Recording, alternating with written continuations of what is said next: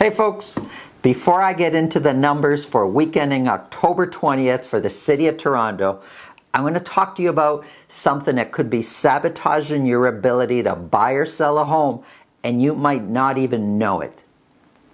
Let me first tell you how simple it is to reach out to me if you want to talk with me. Click the link in the description, which opens a new window connected to my personal calendar. Select the date and time that works best for you, then click confirm. You're almost done. Let me know who you are, where I can reach you, and what you want to talk about. That's it. Looking forward to chatting. Okay, so what could be sabotaging your ability to buy or sell and you don't even know it? Well, there's all sorts of factors that go into a successful, accepted agreement of purchase and sale. If you have the wrong budget for what you want to buy, obviously that's a problem. If your expectations are too high versus your budget, obviously that's a problem. But that's on you, the buyer. But what if you have all that right? Your agent, and most people don't even realize this, your agent could be the problem. You might have everything organized, but your agent just could be that kind of person that is not good at negotiation, or worse, is confrontational dealing with other negotiations. I was reminded this in a recent transaction where the agent on the other side of the table, like every turn, every situation was just, it was like him or me, and it was not, there was very little cooperation, and it was just a grind, and I preferred to deal with the other agent that was putting an offer on our listing, and in the end, that's what ended up happening. Now, you know, there's other factors involved, there's price and this and that, but I got to tell you, they don't teach this in real estate school. They teach you in real estate school how to fill out the paperwork, how to follow the law, the regulations. They don't teach you effective negotiation skills. We've had to take those courses after the fact and pay extra to develop these skills. And then with years of experience, you really start to hone in and start to understand that it's not a I versus them when you're negotiating. Obviously, you're working in the best interest of your clients, but you need to work in cooperation with the person on the other side. Those of you that are agents watching this channel, please don't be confrontational, and you could still work extremely efficient and in the best interest of your client, but in cooperation with the agent on the other side of the table. Let's get into the numbers for the City of Toronto for week ending October 20th.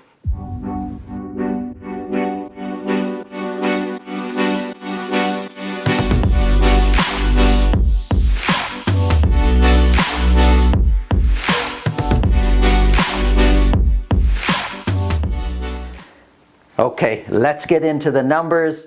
This is our Halloween edition. For some of you, some of these numbers I talked to you about are going to be really scary. For others, you're going to be really excited. Just for the record, for me, no such thing as bad numbers, good numbers, just numbers. I'm telling you so you've got your finger on the pulse of what's happening in the City of Toronto. Here we have for detached properties. Look at this. Sales went up last week for week ending October 20th. We sold 254 detached properties, which brings those sales in line to what we were doing for most of September. Previous week at 188 seemed actually a little bit scary. The sales were coming down, but we're back up to 254. The amount of property selling at $2 million or more jump up to 64 in 1 week. If we look back over the last 9-10 months, that's a phenomenal week. It's not our best week, but that's okay. We don't have to have every week as the best week. Average sold price, we're in record-breaking territory. $1,855,000 is the average sold price of a detached property for week ending October 20th.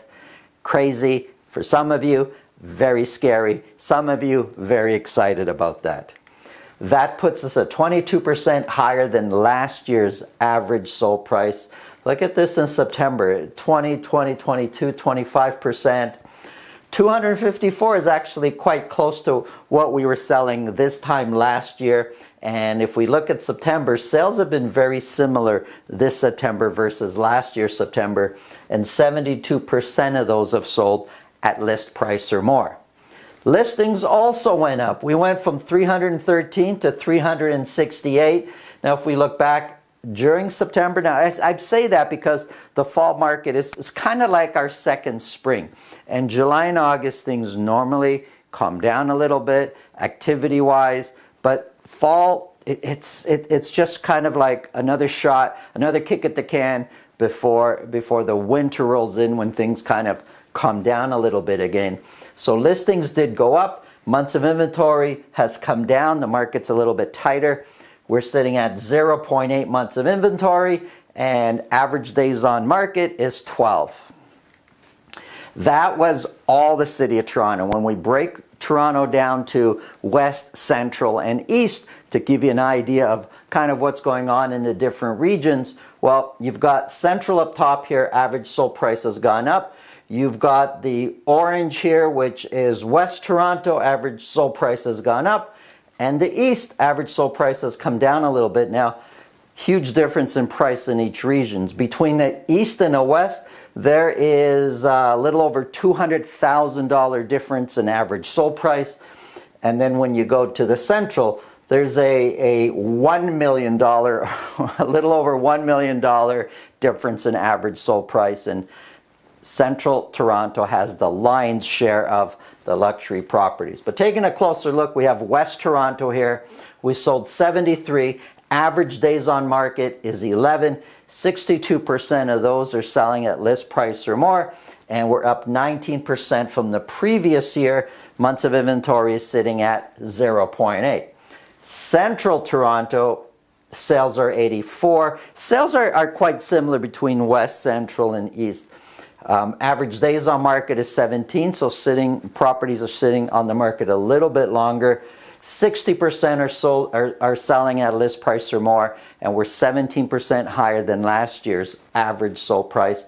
When you go to the east is where we have most activity. Okay, so we're meaning East York and Scarborough basically, and there's most activity there, most sales.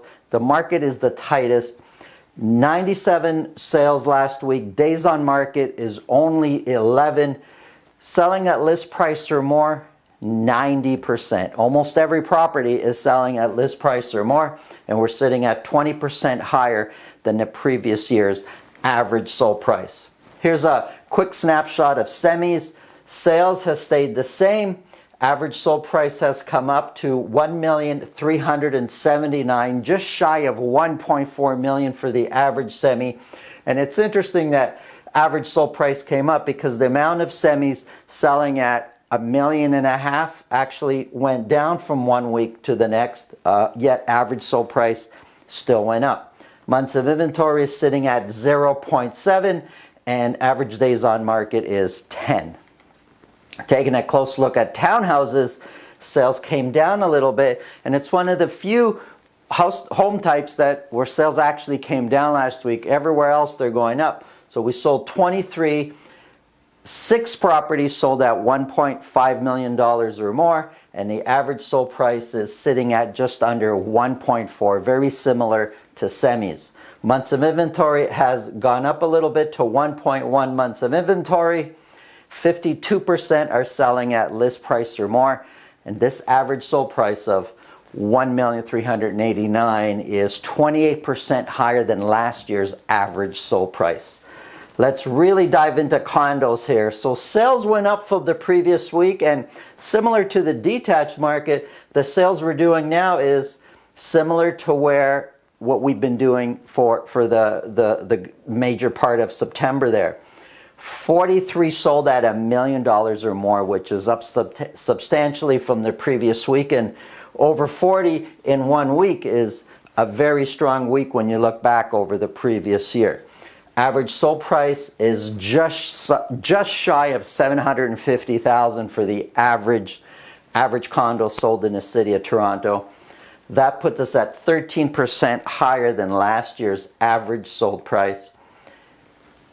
398 is more than what we've been selling last year, and we've been selling more over the fall period here. 53%, a little bit more than half are selling at list price or more. So it's not so aggressive. Half the condos you're competing on, or you're buying real quick at list price. The other half, you have time to take a look, negotiate, put in a financing condition. Listings went up a little bit. We listed 729, but wow, compared to last year, we're listing way less condos this year. And months of inventory is sitting at 1.3, very tight. Average days on market is 18. And this is where, you know, the properties that are selling at, where 70, 80% selling at list price or more, days on market is 9, 10, and 11. Well, this is 50% selling at list price or more, and days on market is sitting around 18. Here's a quick summary. You can see which way average months of inventory is going versus the previous week. Look, no matter how you look at it, we're still very much in a seller's market. It's very tight. It is competitive, but activity picked up. There's a lot more action out there, a lot more listings. There are opportunities. We are seeing more properties coming on the market. If you're working with buyers, you have more opportunities. Stay focused. You'll hit your goal. You'll find the right house. My name is Santo Sessa with Remax Premier. Happy Halloween.